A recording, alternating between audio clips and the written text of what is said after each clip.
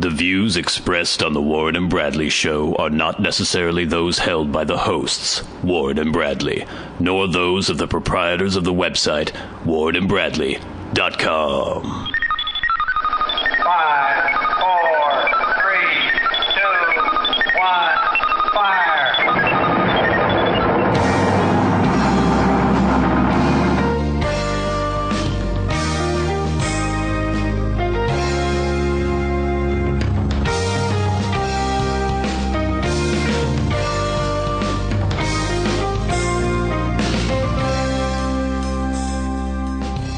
Let's make some magic. It is magic time. Hello, and welcome once again to the Warren and Bradley Show. I am one of your hosts, Bradley Victor. I'm the other host, Warren Van.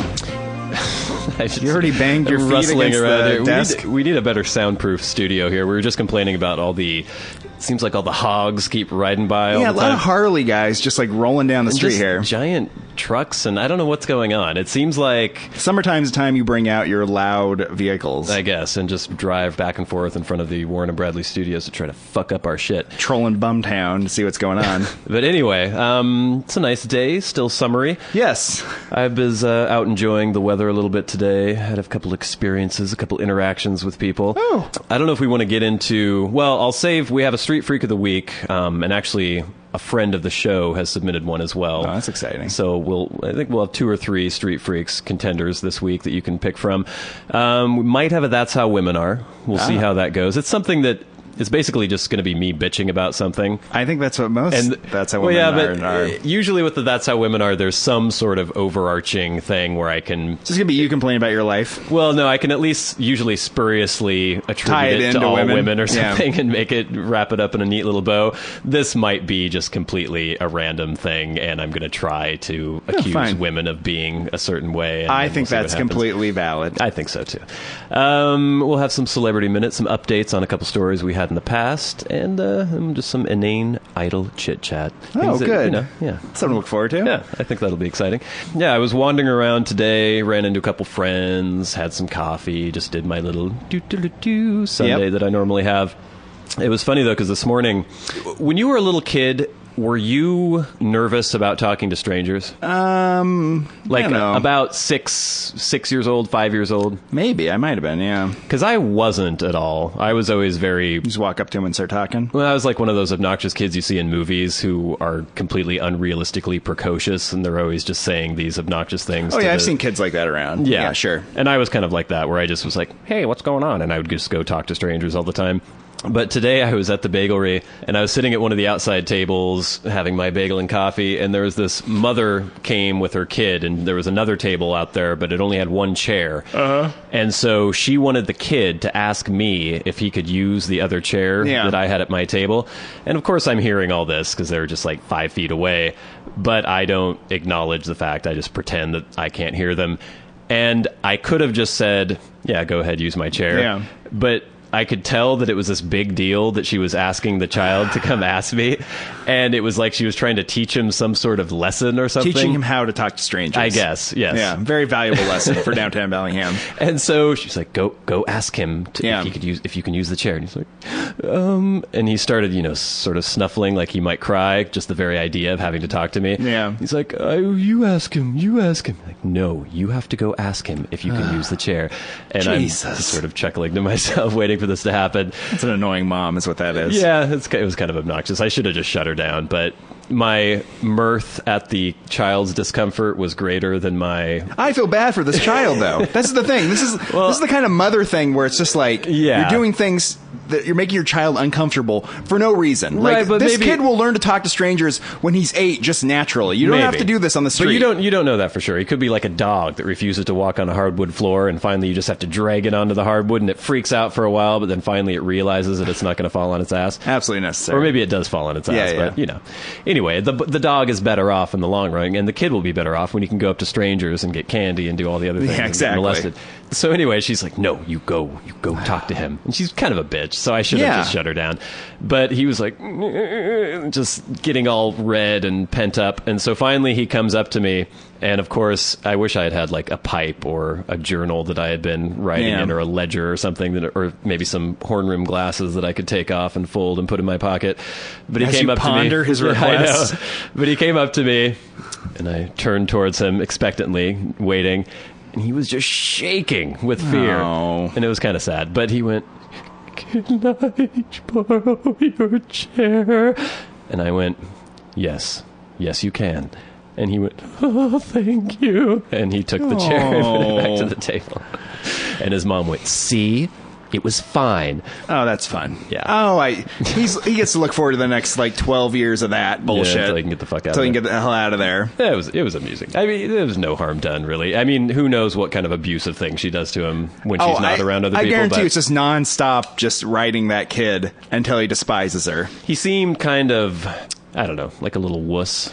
Well, you know Needs what? some I think that toughening might up. be kind of a function of having that sort of mother in your life. That's possible, yeah. Yeah. If you're just You don't feel confident because no, of, if you have a mother that's cool and it's Yeah. just whatever, and you get along with it and you grow up normally, you would probably be able to talk to strangers anyways. But if your interactions with adults are mostly the interactions you have with your bitch mother, Right. it's going to turn you against adults generally. I also had a little shit tailgating me. Normally, when somebody tailgates me, Yeah. I don't really care. I don't react because I'm always going at least 5 miles over the speed limit. And I figure if they're tailgating me, I'm not going to speed up or do anything because fuck them. But this time, there was this kid who was he looked like he was 12 years old. It did not look like he should even have a driver's license. And he was in this gigantic Dodge Ram, dually pickup truck. Yeah. And he had a bunch of other little idiots in the truck with him. He comes up behind me, and again, I'm going about 5 miles over the speed limit, and gets so close. It got to the point where he was maybe 2 feet, 3 feet behind me, and he was purposely going back and forth just right behind me. Really? So he Yes. wasn't doing this accidentally because he just learned how to He was drive. not doing this accidentally. He was my. like, "Oh, look at this," and trying to intimidate me or something in his giant truck. Yeah. And normally, as I said, I wouldn't do anything about a tailgater, but this was so close that if I had to stop suddenly, or if the idiot is just distracted, which I'm sure would be very, very likely, that he would just run right into the back of my truck. And so I finally looked in the rearview mirror very blatantly, put my hand palm back, and motioned several times vigorously back, and then mouthed back off into the rearview mirror.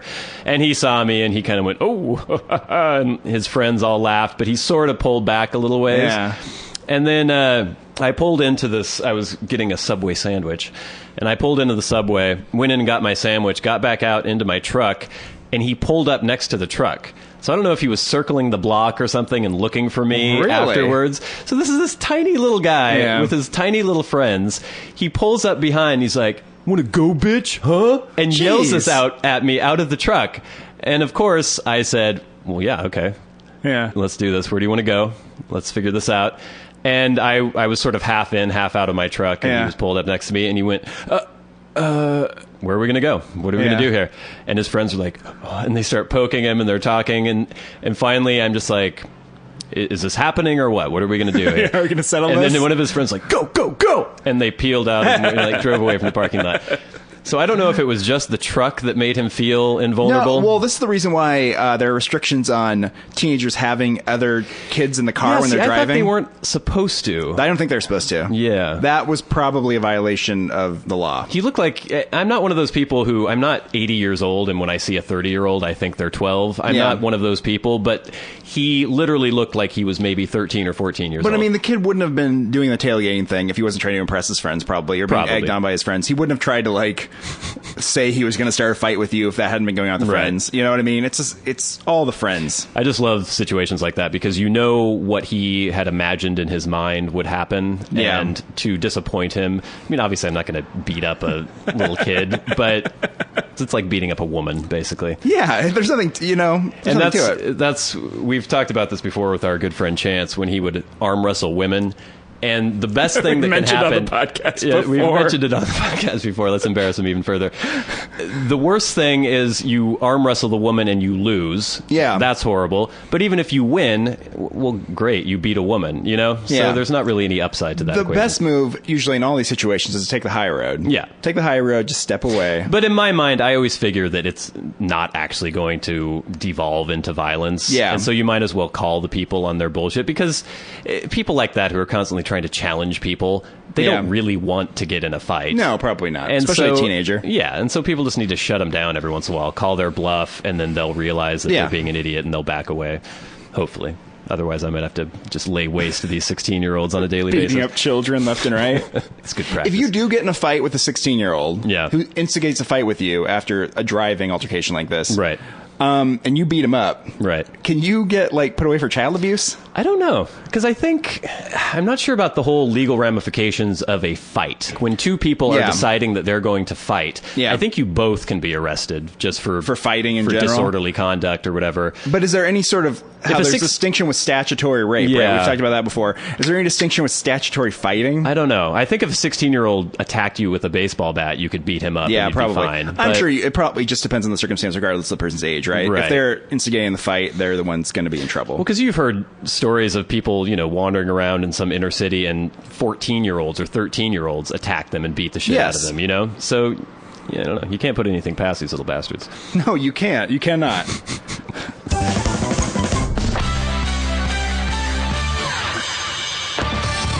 They wander the streets, scavenging for loose change and discarded cigarette butts. Spare $1 And give me a motherfucking cigarette. Ran out of gas ways back. Got nothing. You smoke weed, don't you? Good. I could use some change. They may be mentally unstable and deserving of our charity, but that doesn't mean they can't be selected as the Warren and Bradley Show Street Freak of the Week.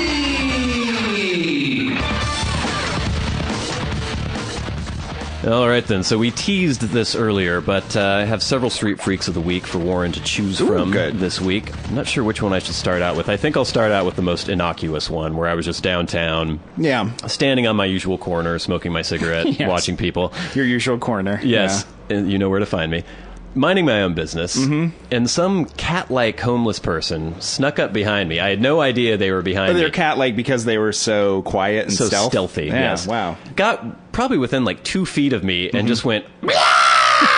screamed. That's annoying. Insanely loudly. Yeah. And I went, and jumped. And when you have the coffee lid, any little jostle, this thing of coffee will just spray out the little hole. Oh, I hate that. Yeah. Oh, my God. So I got it all over my face and down my hand. So I was trying to wipe off. I'm like, what the fuck? I look over at the guy, and this guy was great because he was wearing an Angry Birds t-shirt that looked like it was made for a 10-year-old because it was way too small for him. He was just bulging out of it all over. His belly was exposed. And then had a brown velvet top hat, a very high brown velvet top hat with a big bow on it. Jeez. It looked like something from some illustration of Through the Looking Glass or something with the Mad Hatter. And so he screams. I go, ah! I look around at him, and he's just giving me this matter-of-fact look. Like, hey, what's going on? And so I kind of put my hands up. What the fuck? And he goes... Hey, do you think I could have one of your cigarettes, please? No. And I went, no, I'm sorry. And you went, oh, okay. Have a good day. Huh. And he walked over to the corner.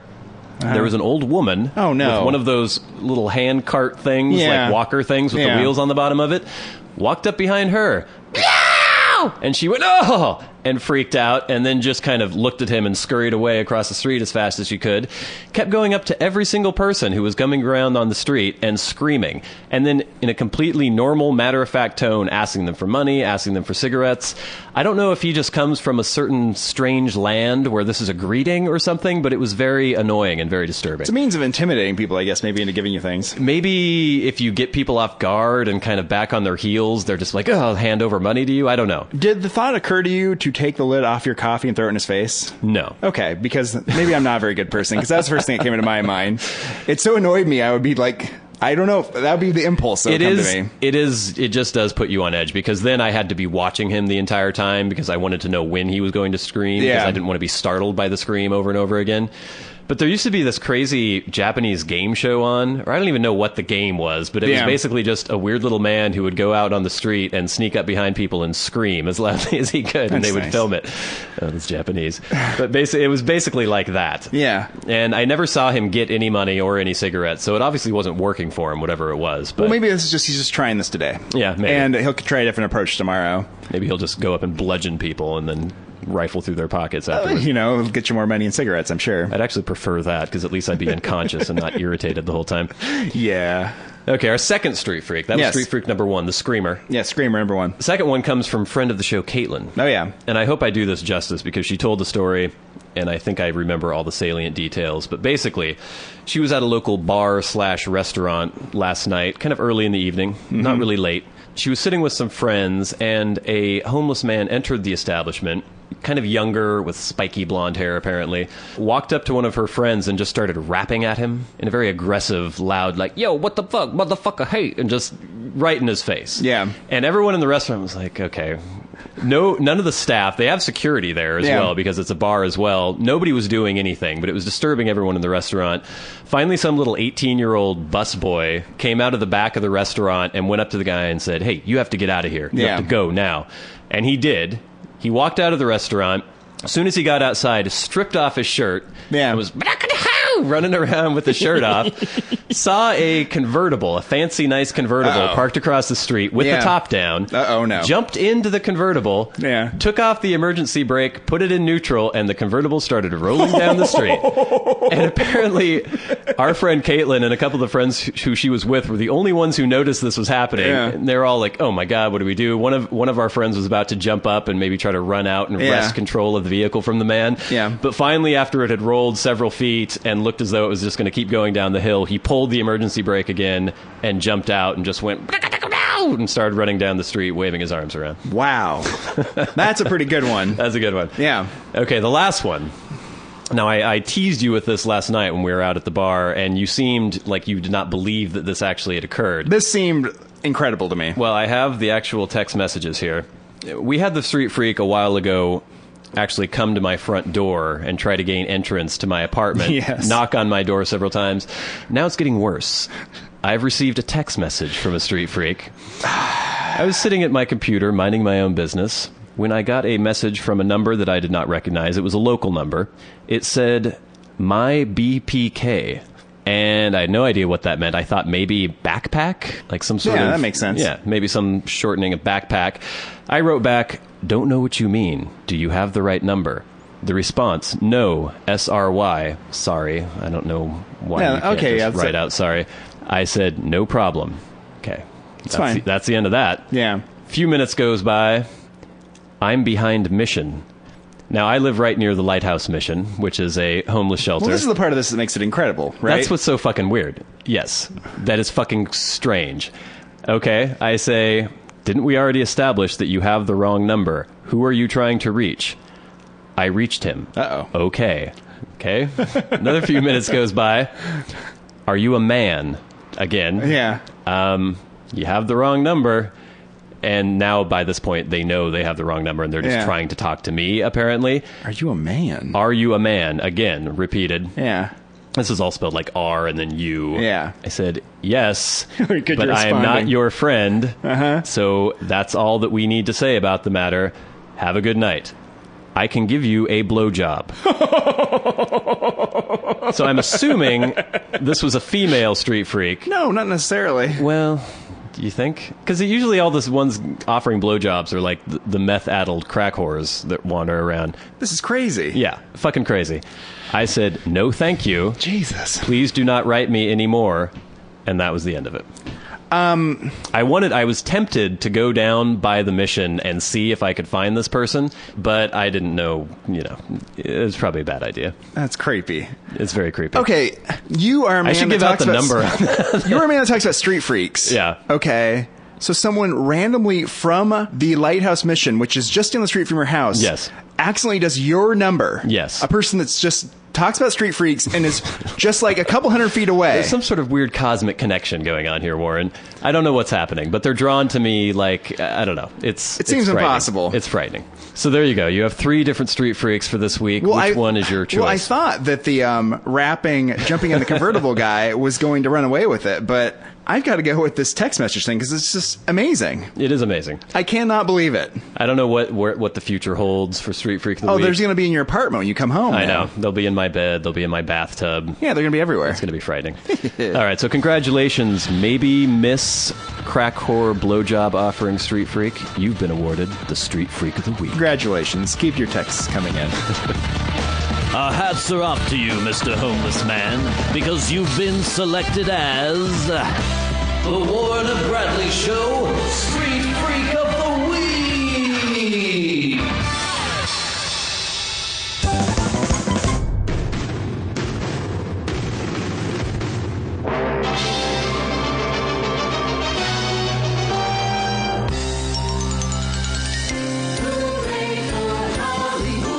Celebrity Minute on The Warren and Bradley Show.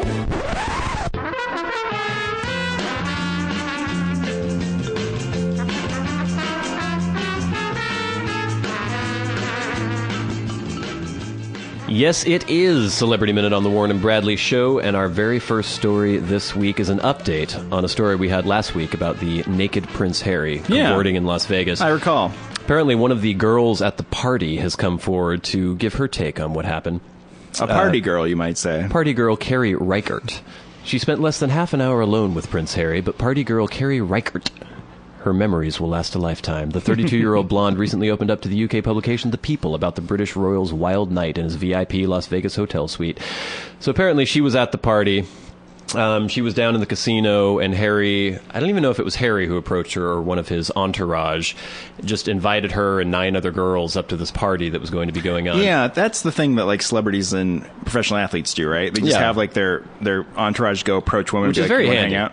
Just because you're known, then people will come. Yeah, people will come. Yeah, definitely. Yeah. Especially like party girls who are hanging out in casinos in Las Vegas. I don't know how you know that a girl is a party girl. Oh, you can tell just if they're wearing a party dress. Okay, yeah, that's what's required. That'll clue you into it. Okay, so apparently the entourage was like, okay, there's a party girl. Let's invite this party girl up to the party suite.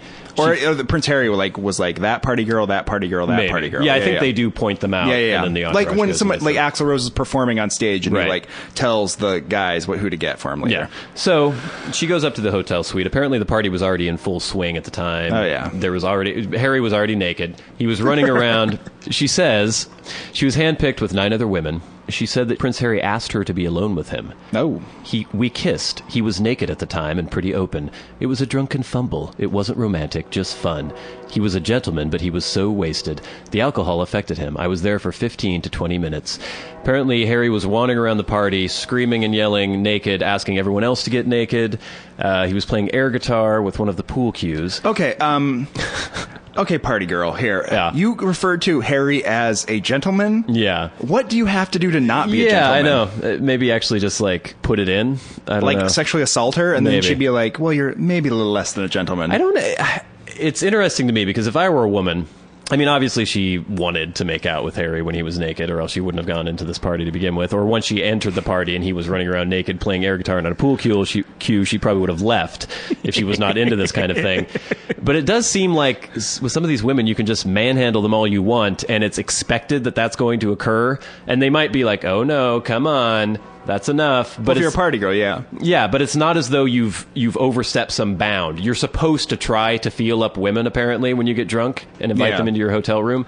But to me, if I went up to a woman and just started, like, pawing at her boobs, I would consider that a very inappropriate thing to do, and I would expect to be slapped. Ungentlemanly, too, yeah. Exactly. Yeah. Oh! It's time for a train break!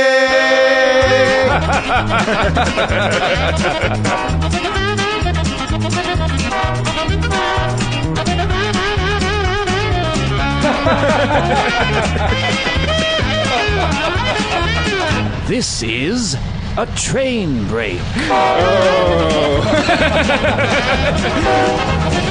Oh, this is gonna be a short one. Oh no. Oh, there goes the coal. Stop those coal trains.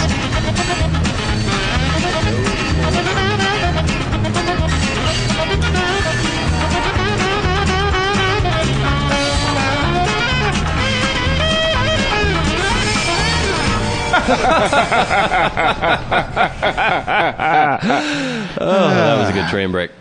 So where were we? Talking about Prince Harry. Basically, she was just describing a drunken debauch night where Prince Harry was running around. Apparently, it wasn't gross to her. Well, the air guitar thing was probably pretty gross. Maybe. With his little ginger sack, like... I remember once walking into a boy's bathroom in middle school. Oh, God. And one of our friends playing his penis as though it were a guitar. He had stretched it out, and he was twang, twang, twang, twang, twang, twanging away on his penis. This sounds familiar to me. It wasn't making any noise. Was this guy a ginger, too? No. Okay, I can, because we went to school with a ginger. Yeah. You recall who would do that kind of thing? Yeah, he liked to show his penis. Yeah, he's a weirdo. Anyway, we're digressing a little bit here.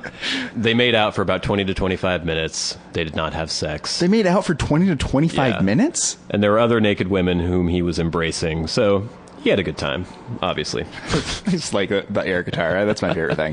Because when you're having a good time and you celebrate something, like when we're playing pool, and we make a good shot, we often take the pool cue and play a little air guitar. We do, yeah. Yeah, because... So if there were naked women and I was fondling them, I might do a little spontaneous air guitar I'm having a good myself. time, so I'm just going to do a little air guitar on this pool cue. Why not? Yeah. All right, next story. Stevie Wonder insists his "gays are confused" comment was misunderstood. How so, Stevie? Stevie was being interviewed by a UK newspaper, The Guardian. Oh, yes. And he was asked if he was surprised that rapper Frank Ocean had gone public with being gay. Wonder responded, "I think honestly some people who think they're gay, they're confused. People can misconstrue closeness for love. People can feel connected. They bond." And then there was a firestorm of controversy after that, and he has clarified the statement by saying, "I'm sorry that my words about anyone feeling confused about their love were misunderstood. No one has been a greater advocate for the power of love in this world than I, both in my life and in my music. Clearly, love is love, between a man and a woman and a man, a woman and a woman, and a man and a man. What I'm not confused about is the world needing much more love, hate, no prejudice, no bigotry, and more unity, peace, and understanding." Oh, shut the fuck up. So he basically let out his true feelings. Then people got pissed off, so he had to give this bullshit peace love statement to clarify the statement, even though it was the exact opposite of the statement he had made previously. The only reason I'm really even talking about the story is because we're looking at a picture of Stevie Wonder now, and he's wearing one of his weird, like, half suit, half tribal African garb, like moo-moo type thing, moo-moo with the Nehru collar, and I'm wondering, does he know what he's wearing? Does he have any idea? Because he's got the ridiculous bald head with the cornrows in the back and that ridiculous jacket on. Does he just have people like... Yeah, he has people just dress him. Yeah, but does he have any concept? It's like, yeah, I'd like my nice suit. Give me my three-piece suit for today. And here you go, Mr. Wonder. And they give him this weird You think people are making thing. fun of Stevie Wonder by dressing him like this? Yes. I don't know. That's sort of a stretch. Look at him. He looks like a freak. Oh, I know. But it also makes you wonder about, like, making love as a blind person. Well, yeah. I could never have sex if I were blind, because I would never know if people were fucking with me. Oh, your girlfriend's so hot. It just pissed me off. I would always feel... I'd be suspicious at all times. But is that why you have sex with attractive women? Because you want other people to know you're having sex with attractive women? Well, I want to know that I'm having sex with an attractive woman. So even if you can't see the woman... And the idea that you're having sex with an attractive woman is enough... It would depend on if I had been blind from birth. If I was blind from birth, I wouldn't really care, because I would have no concept of what beauty was. Stevie Wonder was blind from birth, wasn't he? I don't know. Maybe he was. Yeah. So I guess clothing doesn't matter to him either. No, nothing matters, apparently. Yeah. Besides for the sweet, sweet sound of music and love. And peace. Yeah. Anyway, that's enough of Stevie Wonder. Another update on a story from a few weeks ago. The coroner report has come back on Sage Stallone. Okay, good. Warren, you keep laughing. He's not laughing at the fact that Sage Stallone is dead. I just have a picture of you in my mind, like, with the actual coroner report. Like, paging through it, like, looking at everything, looking at what's happened, all the Well, the L.A. County details. coroner does send me, Yeah, of course. Every coroner report, yeah. Apparently, his death was from natural causes. It was sort of suspicious at the time. People thought maybe it was drug-related. And it was reported that there were drugs and alcohol in his apartment, but maybe that wasn't the case, because they said the toxicology report. The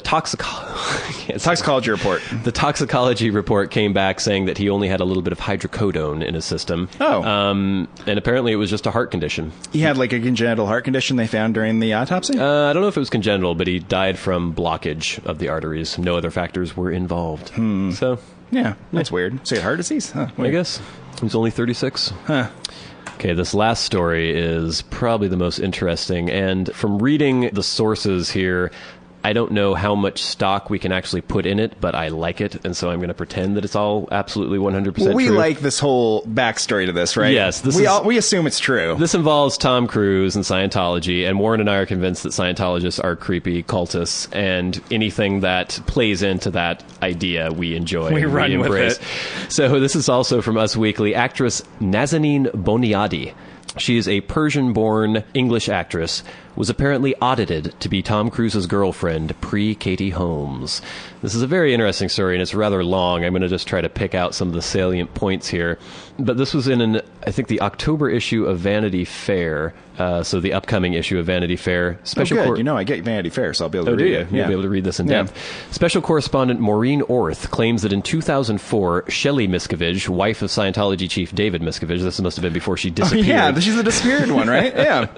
Was in charge of finding a suitable girlfriend for Cruise, who had recently split with Penelope Cruz. Yeah. According to Orth's sources, the organization began by seeking out actresses who were already Scientology members because they figured that would be easier. Yeah. They wouldn't have to try to indoctrinate somebody into the faith of Scientology. That's the simplest way to do it if you're going to make a sham marriage. Yes. Mark Headley, a Scientologist from age 7, claims he watched several actresses' audition tapes when he was head of Scientology's in-house studio. Maureen Orth, the correspondent for Vanity Fair, claims that Nazanin Boniadi was selected to date Cruise from November 2004 until January 2005. That was the length she was supposed to date him? I don't know if that was or that was the time when she got picked out. I think that was how long it lasted. Yeah. In a month-long preparation in October of 2004, she was audited every day, a process in which she told a high-ranking Scientology officer her innermost secrets and every detail of her sex life. She was told to lose her braces, her red highlights, and her boyfriend. And apparently she had to sign a confidentiality agreement. She met Cruise in New York City in November of 2004, and this is when she first sensed that this was possibly going to be an arranged marriage. Cruise and his entourage had rented an entire floor of Trump Tower, and she went up there with Cruise. They spent the night together, but according to several sources, they did not have sex. Yeah. Obviously. Well, that doesn't shock us, does it? Supposedly she did eventually fall in love with Cruise. Yeah. But she was irritated or overwhelmed by his frequent public displays of affection, and Cruise apparently thought that she wasn't affectionate enough to him in return, saying that he gets more love from an extra or from extras on set. She moved into his house at one point. She was given a credit card issued in the name of his production company. But all this ended after an incident in which Boniadi asked David Miscavige to repeat himself. Now, those of you who aren't familiar with Scientology know, or don't know, that apparently having your communication land or get through to someone is a vital part of Scientology. We'd be great Scientologists. Yes. And so to ask the president of Scientology to repeat himself is apparently a huge insult, and Cruise was just flabbergasted that she would do such a thing and completely became cold to her. Their relationship broke up. And also because apparently they wanted someone with her own inner power, like Nicole Kidman. And so that's when they got Katie Holmes. Katie Holmes has inner power? I guess. She supposedly was later sent to a Scientology center in Florida, where she told one of her friends about the relationship, which was a violation of her confidentiality agreement. She was punished by scrubbing toilets with a toothbrush, cleaning bathroom tiles with acid, and digging ditches in the middle of the night. I don't know how much we could actually take. Fuck? A Scientology spokesman denied this source, telling Vanity Fair that the church does not punish people. Yeah, I'm pretty sure they do. But so this never got out in the media when this was going on. No. When they were arranging things and things were happening and not enough affection was going back and forth. They were going to eventually spring it on the media at some this point. This is coming now from former Scientologists, and so of course the church is saying that these are disgruntled apostates who have gone out and are trying to spread dirt about the church. And the church is famous for its credibility. Oh yeah, it's honesty. So I'm definitely going to go with the Church of Scientology. It's also famous for intimidating people and breaking into people's homes, and So we tend to believe this is probably true. I tend to believe things like this. I mean, I don't find it hard to believe in any way, shape, or form. So there you go. If any of you are interested in Scientology, go to Scientology.org. Fascinating. Very fascinating. I think that's enough time for Celebrity Minute. Show enough. This has been Celebrity Minute on the Warren and Bradley Show.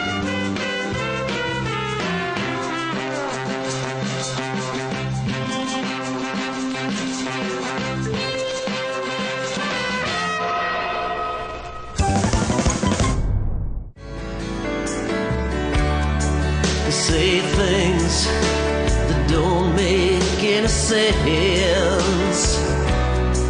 And then they do things that make even less sense than the things they said that didn't make any sense.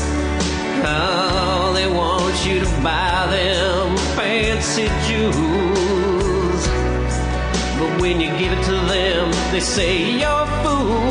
Whoa, whoa, whoa, whoa, whoa. 'Cause that's how women are. Yeah, yeah, yeah. That's how women are. Whoa, whoa, whoa. All right, now I don't know if this is actually deserving of having its own That's How Women Are segment. But stay tuned anyways. Well, because basically it's just something that I notice, and it's very anecdotal. And maybe it'll just be the form of me posing a question to you, Warren, and I'll be the judge. Well, and you can decide if you've experienced something similar, and then if we're noticing a pattern, then maybe we can attribute it to women in general. Or maybe I'll poo-poo what you're saying. It's possible. But the other day, I had to do a few errands. I was running around to various different stores and establishments, retail establishments, and I kept noticing over and over again, it's something I've noticed before, the use of personal checks. And it's one thing if like a 90-year-old woman is like, oh, let me get my checkbook, and she gets it out of her billfold and writes a check because they don't know what's going on with the debit She was card writing or those anything. checks like back in the day to get a train fare because the planes didn't exist. Right. Yeah, so she gets an exemption. Yeah, that's fine. You Yeah. know, they're used to that. That's what they do. But I was just noticing, first of all, every fucking line I got in, I was behind some woman who was writing a check. Yeah. There was times I was in a convenience store. Somebody bought a pack of fucking gum and wrote a check. Yeah. I was in the bagelry, and somebody got a coffee and a bagel and wrote a goddamn check. And there's this whole rigmarole where they have to get their ID out. People are writing their driver's license number on the check. It's this huge, long process. It takes so fucking long. I pay for everything with cash, pretty much exclusively. Occasionally I'll use a debit card. I don't carry a checkbook with me. Do you know any man who carries a checkbook with him? No. Even my dad, who is very averse to change. Yeah. Finally, years ago, we got him to get a debit card, and now he doesn't use his checkbook all the time. Yeah. He's like, oh, this is much easier. Yeah. When I get gas, I just put it in the gas thing, and it's very easy. Right. You don't have to write a fucking check. You don't have to write about what you're doing. So basically, I noticed it was 6 different occasions in the single day, and this is why 6? Yes, and this is why it stuck out to me so much, because I've noticed this before, but it's never been this egregious, of women writing checks for small piddling purchases at grocery stores, at other retail stores. I don't think I've ever seen a man writing a check in a grocery store. I don't think I've ever seen a man writing a check at a McDonald's or at a fast food store. Is this something you've experienced as well? Now that you mention it, I do notice that it is all women that are doing this. Why? I don't know, because... Is it just because they have a purse, so they have a place to put the checkbook? That's probably one of the reasons, right? Because they can always have it with them, so they don't have to worry about having cash. The other thing is, I don't understand about people, is why don't you just carry a little cash with you? I don't know. I don't know if people are afraid of being mugged. I mean, we don't live in New York City. People don't get mugged here. I don't know. Very rarely happens. And the other thing is, it's so much easier just to have, like, some money on you. And if you buy an incidental thing, you have money to pay for it. It's one thing if you're making a big major purchase or something. Oh, if you're at Best Buy buying a giant TV... For God's sake, use your debit card, credit card, but if you write a check, that's okay. Yeah. But the thing is, you're going through your daily life, you want to buy a cup of coffee, you want to buy some gum, you don't want to have to write a check. Well, and think of all the stupid little things you purchase throughout the day. You know, you go get gas, you go get, like you said, a cup of coffee or a stick of gum or something. And if these people are writing a check for every single one of those, that's like a good 25 minutes out of their day that they're... It's strange. And the other thing, but the thing about the cash is, I'm always like, it's just a little foresight, right? Because you don't know what you're going to purchase with this cash. So you take the cash out and you have this cash with you, and it's always available for you, right? Right. But it's some willful, like, not caring about what's going to happen like a half an hour from now, where you're just like, oh, I'll just deal with that when I get to it. Right. You don't have cash. You're a place that needs cash. It only takes cash. You don't have any cash. You have to go running around looking for an ATM. It just makes your life so much more annoying to not have cash on you. I was just trying to think of maybe good reasons why these women are using checkbooks. I was thinking, okay, maybe it's because they want to keep a running tally. And this was the other thing that was pissing me off, is they'd be in line at the grocery store First of all, they didn't have the check pre-written. Oh, this is the thing that drives me crazy, right? Yeah. If you're going to write a check at the grocery store, that's fine. But if I'm in line behind you, yes, and you wait till you get the total, yes, and then start filling in the name, you know you're going into that store. It's not like you're like, oh, what store am I in? How did I get here? You know where you are. Write the fucking name down the check. Even if you're in line before you get to your turn, write the check out except for the total. They wait the total the and give it to groceries them. are bagged, and the cashier is looking at them. Okay, pay me now. Yeah. And then they're like, oh, and then it's the fishing through the purse for 20 minutes, finding the pen, finding the ID. It's inconsiderate. It's ridiculous. It's very inconsiderate. Okay, so then once they do that, then they go and balance the checkbook while still in line. And so I'm thinking, okay, this is irritating, but is this why they're using the check? Because they want to keep a running tally. Yeah. But how hard is it to purchase things on the ATM and then look online at what your tally is? Or like me, I put a certain amount of money in the bank, and I have a certain amount out every week that I'm allowed to spend on, just my allowance. It's my walking around money, you know, like getting gas, getting food, whatever. I know how much cash I have in my wallet. I always have a running tally because it's right there, and I can count it. So fuck that. The running tally is bullshit. And if you're trying to keep like notes on what you're spending money on, it's much easier just to have a checkbook where you note it down and not actually write the check. Right. You don't have to write the check to note what you're doing. Oh, I completely agree with you on this one. This is a very annoying thing, and it needs to stop. There's no reason to keep doing this. In this day and age, especially. In this day and age. Well, we're going to get to the point where we just have RF chips, and you just wave a little fob in front of the cash register, and it'll take the money out of your account. And I still think there are going to be idiots writing checks. I just want to get to the point where stores just say no fucking personal checks anymore, or they have a personal check only line, or a line where it's cash only. Because I'm always in the line. First of all, women just take longer in the grocery store line anyway. I don't know why, even if they're paying with a debit card or cash. Yeah. I want a single men cash only line that I can get into. Well, that's what you do in the grocery store, right? Yeah. You look at the lines, you see there's maybe 8 of them in a row there. Right. And some of them have 5 people, some of them have 1 person. If you see 10 men in a line, you get in the line of 10 men. You do, because they've got condoms, maybe a 6-pack of beer, you know. And they're no small talk. They just pay and they take what they're going, and then they leave. And they go. Yeah. Oh, it's very annoying. So can we draw any conclusions about females based on the fact that, I mean, obviously not all women do this, and more women our age use debit cards, but I was noticing, and that's the thing that stuck out for me the other day when I was noticing all these women writing checks, is that many of them were not old. Many of them were in their 20s or 30s, or, middle-aged women. This is what I'll say about women right now. Yeah. I don't want to alienate anyone, but I will say this is true. I know a lot of women, particularly older women, who are very obsessed with what other people's behavior is and how inconsiderate it is. And they talk about how inconsiderate everyone is around them. Right. Yet they go through their entire life blocking people in lines. Right. Doing things like this in traffic, which I consider very inconsiderate and would never consider doing. Yes. It's hypocritical. And you need to take a look in the mirror and realize that don't worry about how aggrieved you are at what everyone else is doing. Realize what you're doing to everyone else around you and be a little considerate and get the fuck out of the way.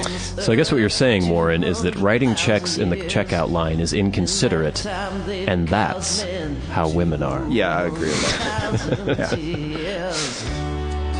Yeah, they like to put pretty purple panties on. And then they turn around and tell you that every little bit of thing you've ever done is always wrong. Well, they like to cry when they stub their little toe. But no, they don't cry when they tell you to go. No.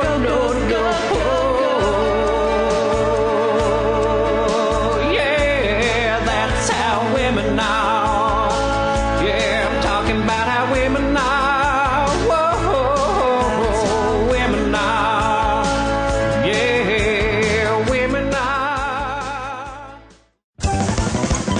All right, I think we have time for one more segment here. I was watching a documentary the other day about coal miners in West Virginia. Yeah. Have you seen what modern coal mining entails? Because you have that vision in your mind of, 19th century wielding a pickaxe. Very dirty people under the ground, constantly people like ahead of them in the tunnel yelling like, "Oh no!" and then like it blowing up and them dying or collapsing on them and everything blowing up. I mean, you still hear about people in Brazil or other countries being buried alive in coal mines and things like that. But it happens here. And it does happen here, but I thought in America at least the conditions of the actual work had improved quite a bit, but it doesn't look too fun. They get in this the shaft, and this elevator takes them miles below the surface of the earth.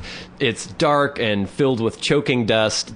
And it just looked horrible, and I couldn't believe that in this day and age there are still people who toil away in coal mines in America. There'd be somebody sitting in some sort of sophisticated machine that would be doing it, like kind of like tunneling down, and they'd be at a control panel, like hermetically sealed. Yeah, exactly. And, you know, nowadays there are a lot of options. You don't have to be a coal miner if you don't want to be a coal miner. Breaking news, everybody. Yeah, but, you know, if we lived, I don't know, in the 19th century in England or something, it was the beginning of the Industrial Revolution. They need a lot of coal all the time. They need a lot of coal.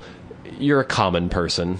You're working class. You don't have an education. My papa was a collier. Yeah. Yeah. You know, or maybe a stevedore or something like that. Yeah. And basically your only option is to work in a coal mine. It's a coal town. It's a coal town. Everyone I know, when I've been growing up, works in the coal mine. You know, your grandfather died of the black lung, but you don't see any other options open to you. You married Bessie at the age of 19. You've got 2 children already. Oh, no. Yeah. Oh, geez. You got to feed these little bastards. Well, this makes the hypothetical very challenging, right? Yeah. Because I'd like to think that if I was Warren the coal miner in England in the 19th century, right, and I was like 14, and I was seeing everyone, all the adults around me dying of black lung, people working like 12-hour days, 6 days a week, doing nothing but working all the time and barely getting by, that I might like assume I would try to leave the village. You know what I mean? Yeah. Just even if there's no other way to get away, just walk away, even if there wasn't a train. Well, that's the interesting thing is that, I mean, it's only the last century or so that people have become mobile, you know, moving to different cities, uprooting. I mean, I'm sure that happened to a certain extent, but for the most part, you were born in the valley you were born in, and you died in the valley you were born in, and you might never leave that valley. And so but I think the valley might have been more pastoral in like the 16th century or the 17th century when I had the little plot of land. Right. And we had a nice little village. You were a serf. You'd work hard. Yeah. But you weren't dirty and you weren't dying of black lung all the time.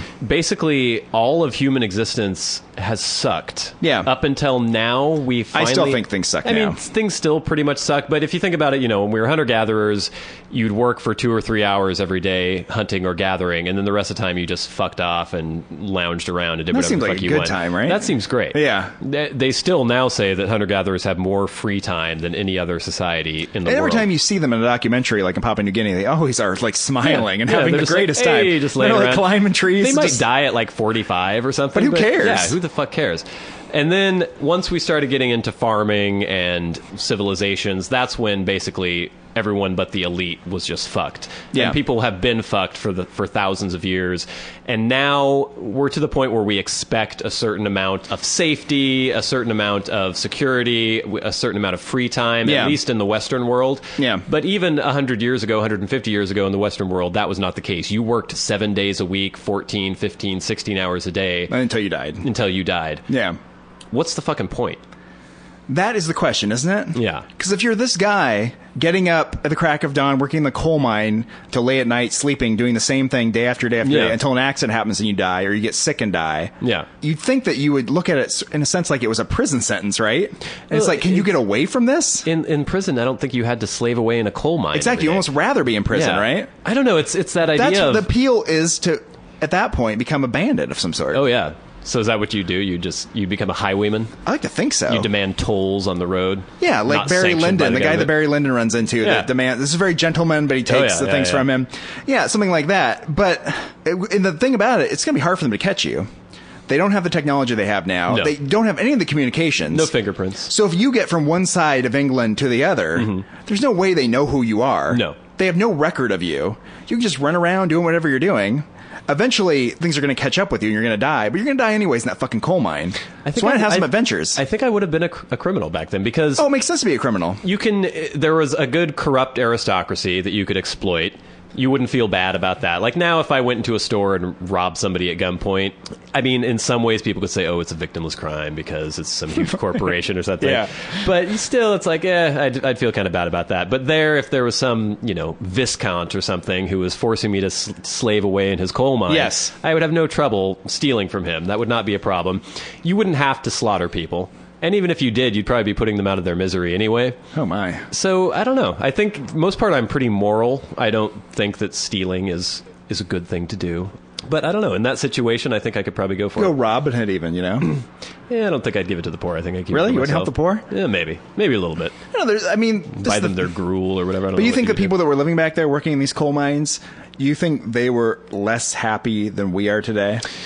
I don't know. I think it's whatever you expect, because they had no expectation of any better life. So I don't think they were constantly lamenting the fact that they, why don't I have a 40-hour work week and get Saturdays and Sundays off? They didn't even think that was possible. But it's just, it comes back to that whole thing of just life for life's sake. And I don't agree with that at all, where people just talk about the sanctity of life. Like, just the fact that something is living is something sacred. Yeah. But if your life is a horror, I don't think it is sacred. I don't know. Well, the thing is, it's like you are the person that has your life, right? Yeah.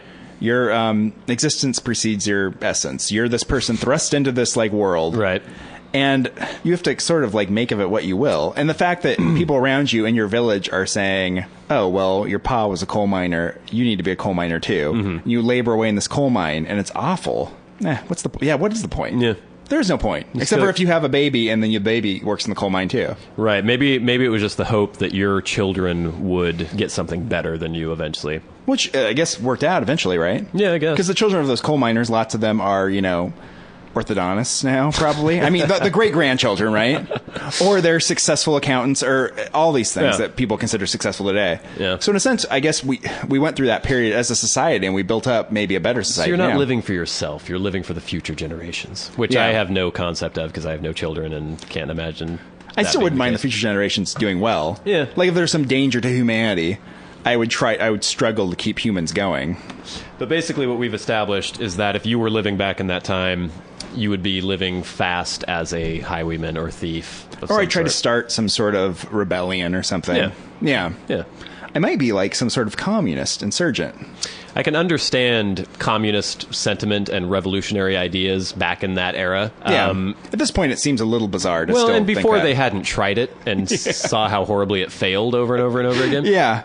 But if you're slaving away, working all your life until you die, you might be like, no, we can do something better than this. Yeah. Right? But that just wasn't the way to go. Get out the guillotine. Well, fair enough. All right, then. I think that's probably enough time for the Warren Bradley show this week. Is the last thing said on the show. We got a little heady and philosophical in that last segment. I hope it didn't alienate any of our I know people listeners. who listen are used to maybe crying a little bit, laughing, and maybe thinking a little bit. Maybe. And we think we've done all of those things today. All right, well, this is Bradley Victor. This is Warren Van. Saying, keep your face in the sky and your heart and your head. That's not even close.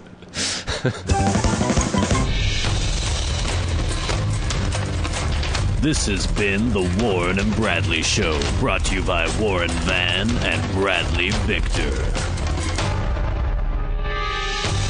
For podcast news and information, like the show on Facebook at facebook.com/Warren and Bradley.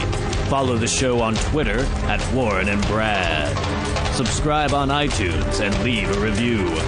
For episode archives and episode pictures, go to warrenandbradley.com, and to contact the show, write to podcast@warrenandbradley.com.